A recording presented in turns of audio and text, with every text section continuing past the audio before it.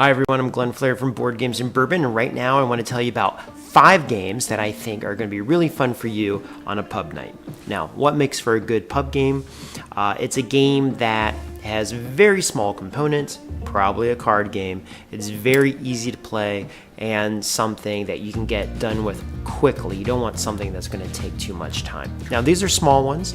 Some of them are new to you. Some might be overlooked, and that's why I chose them. Some might be classics. You never know.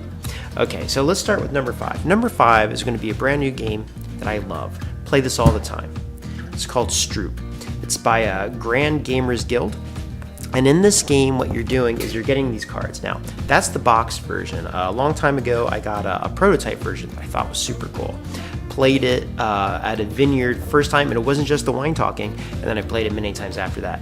And what you're going to do is you're going to get these cards, and it looks very basic, right? But the fun that comes from it is unexpected. So it says 5, but the type is hollow, it's red, it's large. And basically what's going to happen is someone's going to put a card down, and then the next person is going to put a card down. And what you're trying to do is a card might say red, and there's 2 rounds. One round you want to play a card that's describing what has already been put down. So like if one card says 5, you want to put something down with like 5 letters in it or red or something like this. So one describes, and then the other round it is a card that is being described. Okay, there's 2 rounds to it. That's a super fun game, goes really fast, it's a lot of hoops. Okay, that's number 5, it's called Stroup.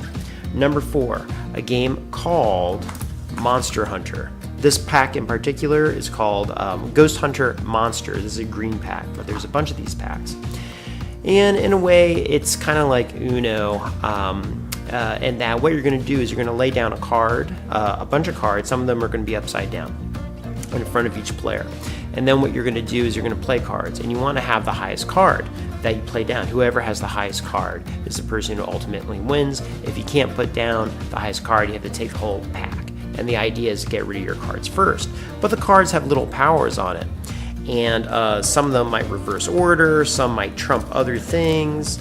The rules are really small, they're written right on there. This is a card in my hand, it's a number 2, it's a low card, but it says for every one of these in your pile, you're going to get an extra bonus point. So actually the strategy of this game is really fast, really simple, and it's a game I don't hear too many people talking about. Ghost Hunter Monster. It's actually pretty cool. Number 3, let's go with a brand new game called Spooker. The game just came out on Kickstarter. I actually thought it was pretty cool. The reason why I thought it was cool is a trick-taking game, is the art on it looks all hand-done. And basically what you're doing is you're going to get a hand of cards, and you're putting the cards down. And it's almost like playing Price is Right, where there's a price limit, and there's a bunch of cards in the center called the graveyard, and you're trying to play a card that, like for example, if this card says 19, you want to place a card that says 18, and you want to be the highest card without going over, or if everyone's going over, you want to be the most high card, but you want to be strategic. You might have a card that is a really good number that would help you win, but it might have a bad power.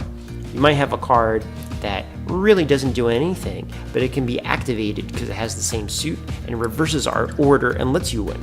So this is a cute game, had a lot of fun every time I played it. Even did a playthrough of this. Alright, so that's called Spooker. Next game up, which is a total blast. You probably know about this one. It's called Midwork. Now in Midwork, what do?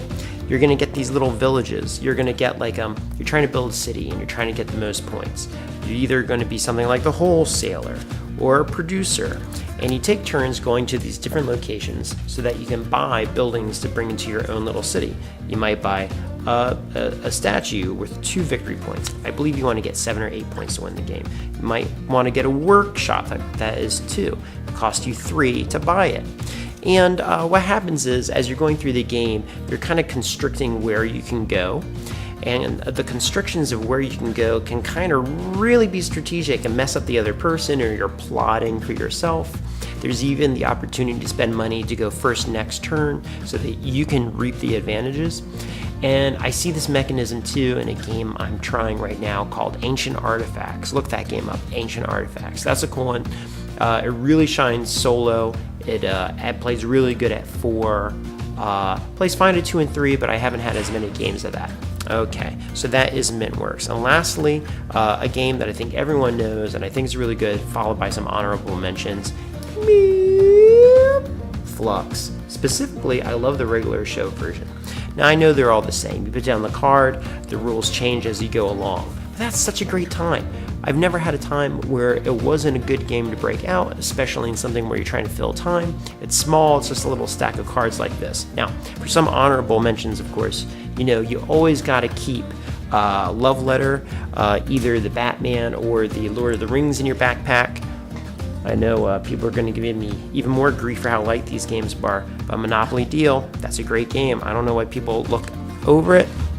And lastly, it's actually a game that I think is pretty cool called Chupacabra. Depending on the crowd, it's a dice rolling game where you're just trying to eat hordes of dice, of either chickens or goats, and maybe steers it was. And it's like zombie dice, but a little bit more involved. Total time killer, but that sometimes can really do it too. Okay, so those are 5 games I give a look to, see if those are for you.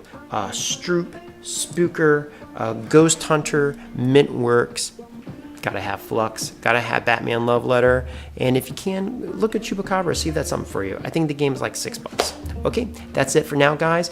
This is the first video I cut from DC, and hopefully I'll figure out the lighting and the sound soon, and I'll talk to you later. Bye.